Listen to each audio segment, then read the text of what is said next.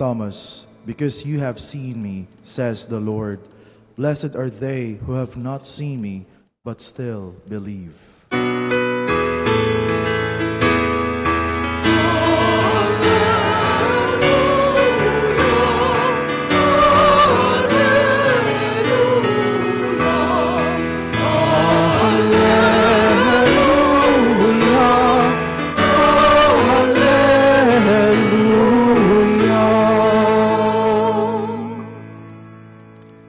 The Lord be with you. And with your spirit. A reading from the Holy Gospel according to St. John. Glory to you, O Lord. On the evening of the first day of the week, when the doors were locked, where the disciples were, for fear of the Jews, Jesus came and stood in their midst and said to them, "Peace be with you." When he had said this, he showed them his hands and his side. The disciples rejoiced when they saw the Lord. Jesus said to them again, "Peace be with you. As the Father has sent me, so I send you." And when he had said this, he breathed on them and said to them, "Receive the Holy Spirit. Whose sin you forgive are forgiven them, and whose sins you retain are retained." Thomas, called Didymus, one of the 12, was not with them when Jesus came. So the other disciples said to him, "We have seen the Lord." But he said to them, "Unless I see the mark of the nails in his hands, and put my finger into the nail marks, and put my hand into his side, I will not believe." Now, a week later, his disciples were again inside, and Thomas was with them. Jesus came, although the doors were locked, and stood in their midst and said, "Peace be with you." Then he said to Thomas, "Put your finger here and see my hands, and bring your hand and put it into my side, and do not be unbelieving, but believe." Thomas answered and said to him, "My Lord and my God." Jesus said to him, "Have you come to believe because you have seen me? Blessed are those who have not seen and have believed." Now Jesus did many other signs in the presence of his disciples that are not written in this book. But these are written that you may come to believe that Jesus is the Christ, the Son of God, and that through this belief you may have life in his name.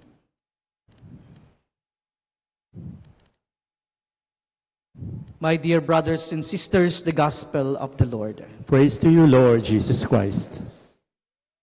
So good afternoon, my dear brothers and sisters. So we are now in the second Sunday of Easter, our celebration for the resurrection of Jesus. There was a story about a devil who wanted to enter heaven. Siguro naku-curious yung demonyo, ano ba yung mayroon sa langit. And so this devil, he decided to disguise himself as Jesus. So ginaya niya yung mukha ni Jesus. Talagang kamukhang kamukha, no? Carbon copy ni Jesus. But when he was about to enter the Golden Gate, St. Peter said, "Hey, where are you going? You cannot enter heaven." The devil answered, "But this is my house. This is my Father's house." So sinusubukan niyang makalusot, no, kay St. Peter. But St. Peter answered, "I know you are not the Christ." "I am," no, said the devil. But Peter replied, "Look at your hands and your feet. There are no wounds, no mark of nails, a sign that you are not the one who suffered and died on the cross." And with that, the devil left. No? Nakalimutan niya yung crucial detail, no? The wounds of Jesus. My dear brothers and sisters, it is easy for St. Peter to notice that the devil is not really the Christ. He knows, no, that the devil cannot humble himself He cannot allow himself to be wounded. He cannot sacrifice nor suffer for others because he cannot love others but himself alone. So my dear brothers and sisters, makikita po natin in our gospel today, Jesus appeared to his disciples and proved to them that he is truly the Christ. He showed them his wounds, the mark of the nails in his hands. So, makikita natin, no, through these wounds, Jesus was made known to his disciples and was proven that he is truly the one who died on the cross and was truly risen and had given them his peace.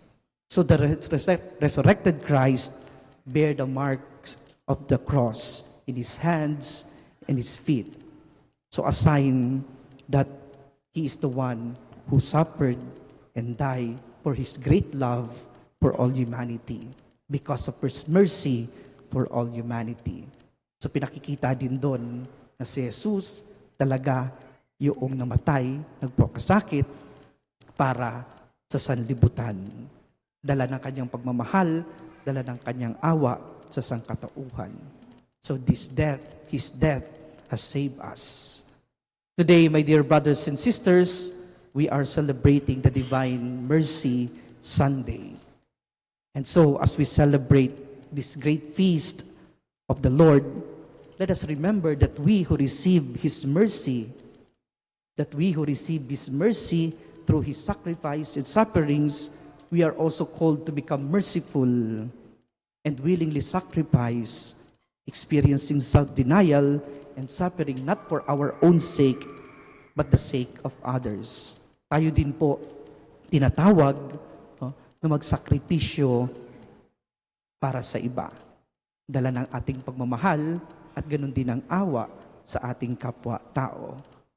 3 important things, my dear brothers and sisters, that we should exercise for us to be able to imitate Jesus our Lord. First, we must learn to be humble, magpakumbaba.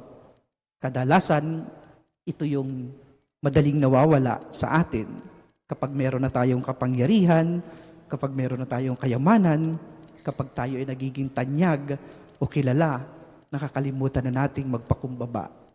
The letter of St. Paul to the Philippians, chapter 2, verse 6 says, though he was in the form of God, he did not deem equality with God. Rather, he emptied himself, taking the form of a slave, being born in the likeness of man. Makikita natin ang ating Panginoong Jesucristo, bagaman Diyos, pinili niya na maging tao, magpakatao. No? So, ito yung kaibahan sa atin. Minsan tayong mga tao, no, nag-aasta bilang mga Diyos. Di ba? Kapag meron ng kapangyarihan, feeling nila, mas magaling na sila sa Diyos. Kapag meron ng kapangyarihan, no, gumagawa na ng bagay, no, nagdidesisyon para sa buhay ng iba. O kaya naman kapag nagiging tanyag, nagiging kilala, feeling nila sila na yung tagapagligtas, no, ng sanlibutan. Bakit kakakandidato? Kasi kilala. Kasi marami nakakakilala sa akin. Dahil sa katanyagan, nawawala yung kapakumbabaan. Nagiging tayong mga GGSS, no?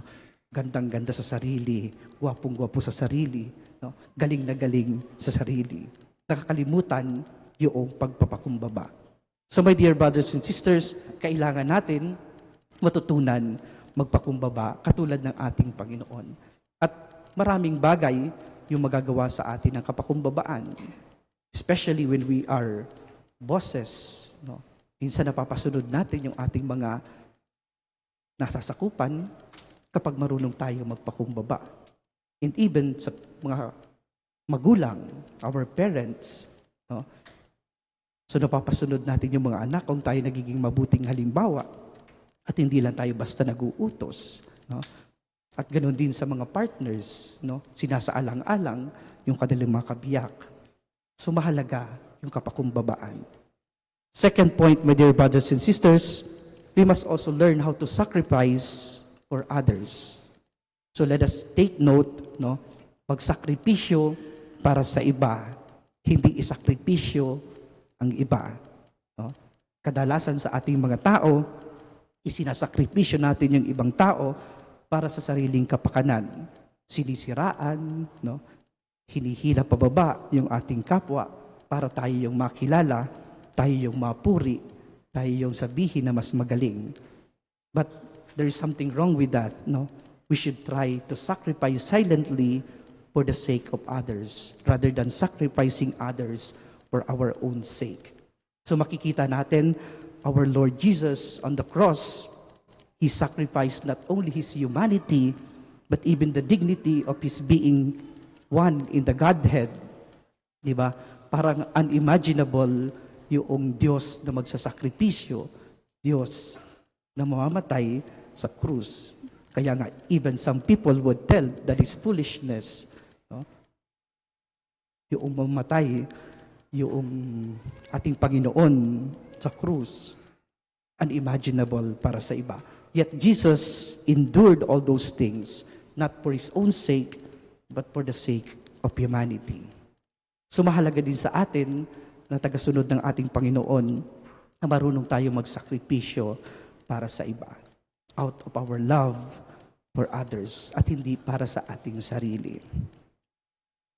Third point, my dear brothers and sisters, we must also learn how to forgive out of love. Kailangan nating matutunan na magpatawad na may kasamang pagmamahal. Kasi pwede naman tayong magpatawad ng walang pagmamahal. No? May mga tao nagsasabi, Father, pinatawad ko na yung kaaway ko, pero ayaw ko lang makita yung pagmumukha niya. Di ba? Kadalasan sinasabi natin yon, nakapagpatawad tayo, pero hindi na natin matanggap yung tao. But we have seen, my dear brothers and sisters, in our gospel today, Jesus is the one who approached His disciples and gave them His peace. He allowed them to touch His wounds and forgive them. Ito yung mga kaibigan niya na nang iwan sa Kanya. Ito yung mga kaibigan niya na nagtatwa sa Kanya. Pinabayaan siya, ipako, at mamatay sa krus. But in the end, no, He's still the one who approached them, forgive them, and showed them His love and His wound. Ang tanong sa atin, kaya ba nating magpatawad na may pagmamahal katulad ng ating Panginoon? And that is also necessary, no, sa ating buhay bilang mga tagasunod ng ating Panginoon. So my dear brothers and sisters, let us learn from the example of our Lord Jesus. Let us learn from the mercy of our Lord Jesus. Remember to humble ourselves. Remember to learn also to sacrifice not for our own sake, but for the sake of others. And lastly, remember to forgive out of love. Amen.